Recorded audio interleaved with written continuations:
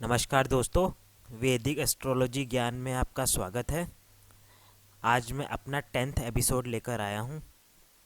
आज मैं आपको फंक्शनल बेनिफिक यानी योग कारक ग्रह और फंक्शनल मेलेफिक यानी मारक ग्रह कर्क लगन की कुंडली में कौन कौन से होते हैं इसकी विस्तृत जानकारी दूंगा।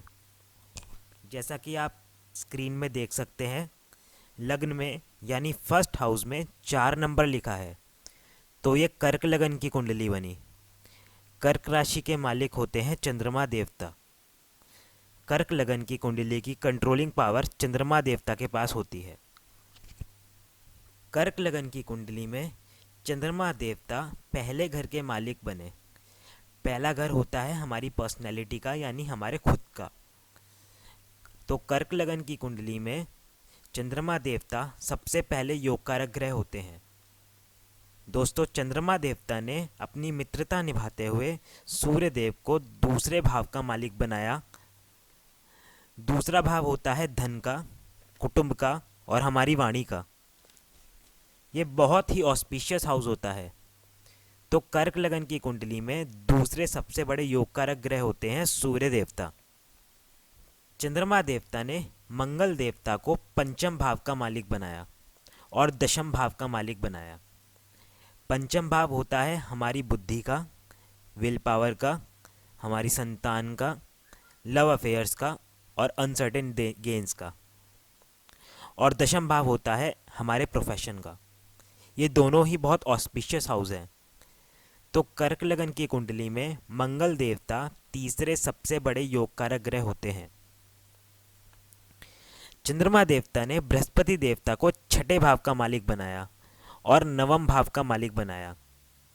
नवम भाव होता है पिता का, धर्म को मानने का और विदेश यात्रा का। नवम भाव हमारे भाग्य का भी होता है। छठा हाउस होता है रोग का, कर्जे का और दुर्घटना का। छोटा भाव हाउस ऑफ कंपटीशन का भी होता है। छठा भाव कोर्ट केसेस का होता है और नौकरी का भी होता है। छठा भाव एक बुरा भाव होता है, एक दुष्टाना भाव होता है। क्योंकि बृहस्पति देवता नवम भाव के मालिक बने, जो कि एक त्रिकोण भाव है, इसलिए बृहस्पति देवता को छठे भाव के स्वामी होने का दोष नहीं लगता। तो कर्क लगन की कुंडली में बृहस्पति देवता चौथे सबसे बड़े योग कारक ग्रह होते हैं। तो दोस्तों, कर्क लगन की कुंडली में 4 योग कारक ग्रह होते हैं। जैसा कि आप स्क्रीन में देख सकते हैं, चंद्रमा देवता सबसे पहले योग कारक ग्रह बने, सूर्य देव दूसरे योग कारक ग्रह बने, मंगल देवता तीसरे योग कारक ग्रह बने और बृहस्पति देवता चौथे योग कारक ग्रह बने। दोस्तों, अब हम आते हैं मारक ग्रहों पर। कर्क लगन की कुंडली में कौन कौन से मारक ग्रह होते हैं। चंद्रमा देवता ने बुध देवता को तीसरे भाव का मालिक बनाया और 12वें भाव का मालिक बनाया।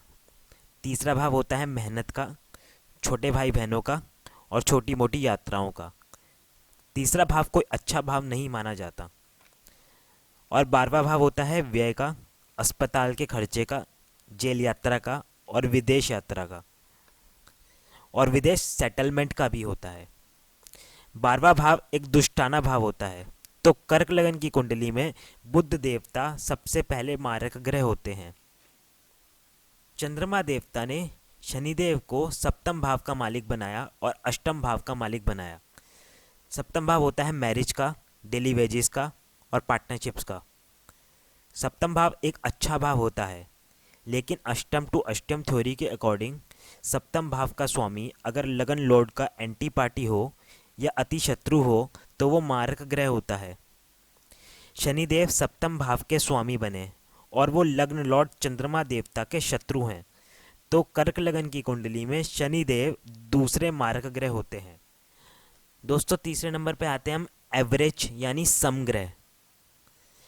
चंद्रमा देवता ने शुक्र देवता को चौथे भाव का मालिक बनाया और 11वें भाव का मालिक बनाया। चौथा भाव होता है माता का, गाड़ी का, भूमि का और वाहन का। ये बहुत अच्छा भाव माना जाता है। तो शुक्र देवता कर्क लगन की कुंडली में एक समग्रह होते हैं। समग्रह की डेफिनेशन होती है दोस्तों, अच्छे घर का मालिक और लग्नेश का शत्रु। शुक्र देवता चौथे घर के मालिक बने और लग्न लॉर्ड यानी चंद्रमा देवता के शत्रु होने के कारण ये एक समग्रह होते हैं। दोस्तों, आशा करता हूँ आपको मेरी वीडियो अच्छी लगी होगी और आप एस्ट्रोलॉजी को सीख रहे हैं, इस ज्योतिष ज्ञान को जो कि मैं चाहता हूँ आप सीखें उसको सीख रहे हैं। अगर आपको मेरी वीडियो अच्छी लगी तो प्लीज़ सब्सक्राइब करें मेरे चैनल को जो कि है वैदिक एस्ट्रोलॉजी ज्ञान, और बेल आइकन को प्रेस करें मेरी लेटेस्ट वीडियोस के लिए। दोस्तों, अगले एपिसोड में मैं आपको योग कारक और मारक ग्रह सिंह लगन की कुंडली में कौन कौन से होते हैं इस बारे में विस्तृत जानकारी दूंगा। नमस्कार दोस्तों।